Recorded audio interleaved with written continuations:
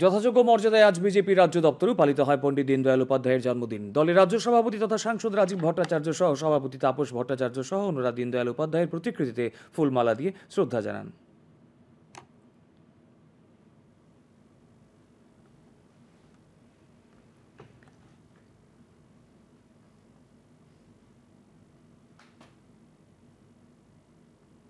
আত্মনির্ভর ভারত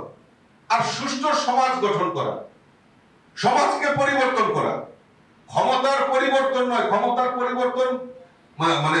পরিবর্তন হতে থাকে, কিন্তু সমাজকে পরিবর্তন করা, সমাজের চিন্তা ভাবনাকে পরিবর্তন করা,